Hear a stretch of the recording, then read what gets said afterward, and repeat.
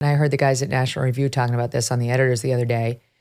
If DeSantis doesn't win, then they were predicting, at least some of them were, DeSantis is probably out of national politics because he's term limited in Florida. He's serving his second term. The second term would end in 26, if I'm not mistaken. The next presidential contest would be 2 years after that. And he'll just be too much of an irrelevant figure by that point. Never mind Nikki Haley, who would be way out of it. I think this, there's an argument to be made that this was his one shot. Yeah, I think this probably was his one shot. Again, we will see what happens. I feel like we're doing an in memoriam right now, and I think it's a little early for that. It is too early for that. I think he'll have a bright future no matter what, because he is a good, decent man who is competent, who could do all sorts of other things besides just be governor. Like, any organization would be thrilled to have a guy that has shown this level of competence and ability to right the ship and everything else. Again, he took a state that was kind of mostly blue, a little bit purple, and turned it into the deepest red state that is doing everything right. Like, there is nothing happening in Florida that every other state shouldn't be replicating. So the guy is going to be fine one way or another. Well, not just that. I mean, I will say one of the issues I have watching this unfold is Ron DeSantis went to Yale, played baseball, went to Harvard Law, joined the JAG Corps, served his country, went to Iraq, has never tried to he doesn't overplay it. He's like, I was a lawyer, I went up, but he's honest about his service. Then he comes back. Let me tell you, with that resume, I went to Syracuse and Albany Law, and I made a lot of money as a lawyer. With his resume, you could make millions. He could have been making millions year after year after year, and he chose to go into public service, to run for Congress, then to run for governor. That speaks well of him. He lived a life. He went out there, he served the country, and his whole life has been public service.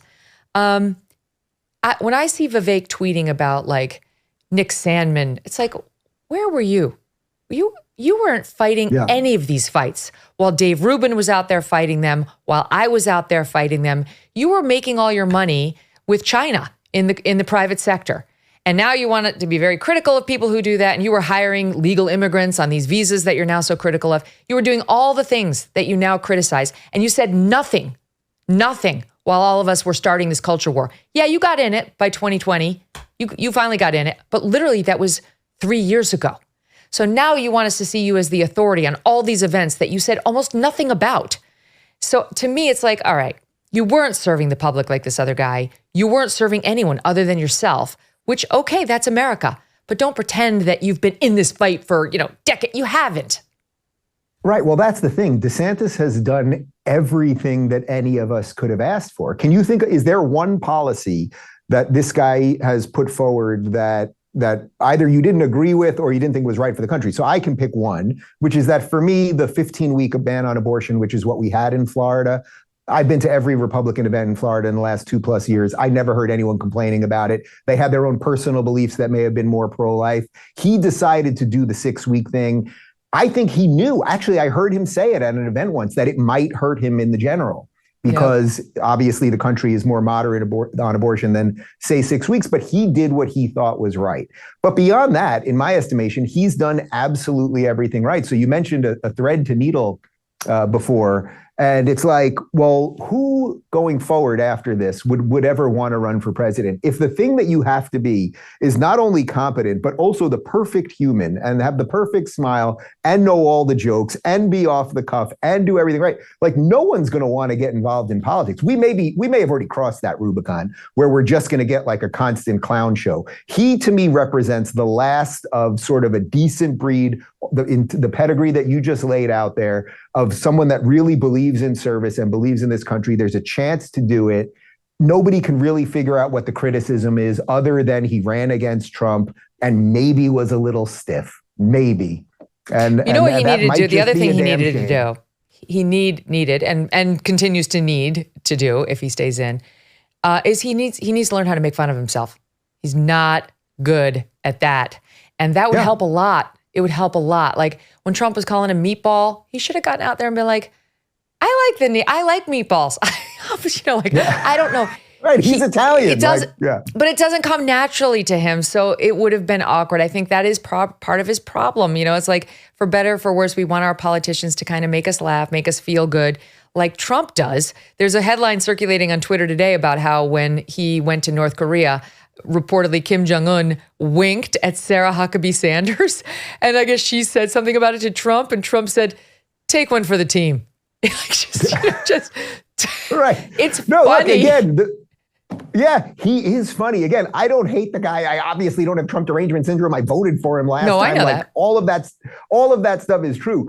Ultimately, like, as a nation in a world that is really precarious at the moment for a million reasons, Middle East, Ukraine, our economic situation, the borders being overrun, it's like, we can decide, okay, do you want a guy that like can make jokes off the cuff, or do you want someone that'll just get the job done and not be, you know what it's like when you're in a room with Trump.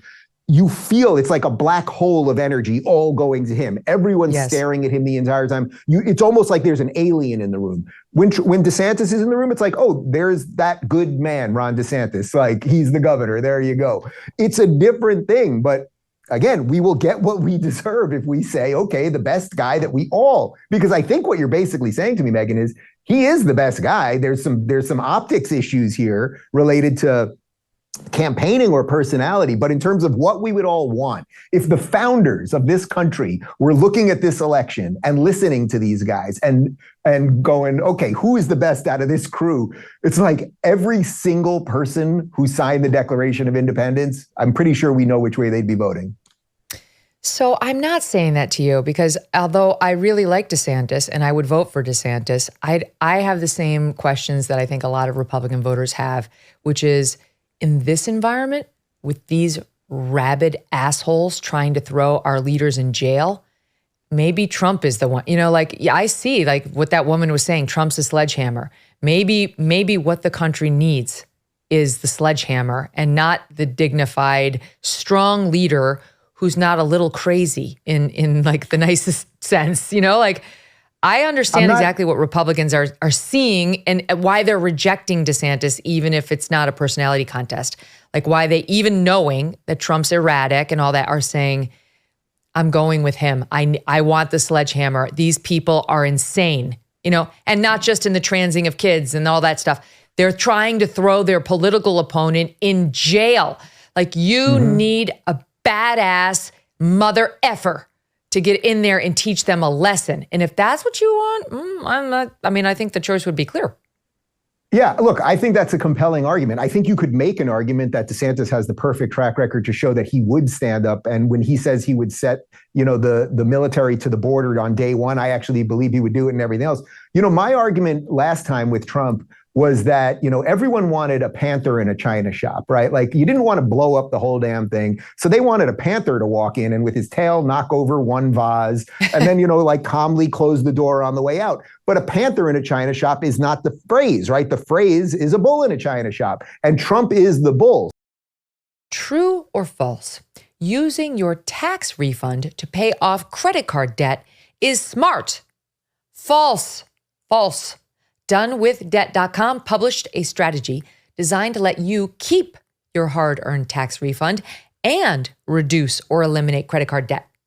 Most Americans owe thousands in credit card debt that will take years to pay off, if at all. Done with Debt found that filing bankruptcy is usually not the answer, and taking out loans to pay off credit cards can increase debt. When you engage Done with Debt, their legal experts and skilled negotiators take on the credit card companies for you. Their winning strategies are designed with one goal: solve your debt situation quickly and permanently. First things first, chat with a Done with Debt strategist and explore your solutions. Some debt fighting strategies are time sensitive, so you are going to need to move quickly. For a free consultation, visit donewithdebt.com. That's donewithdebt.com. Hey, thanks so much for watching. If you like what you just saw, hit the subscribe button for more clips and full episodes.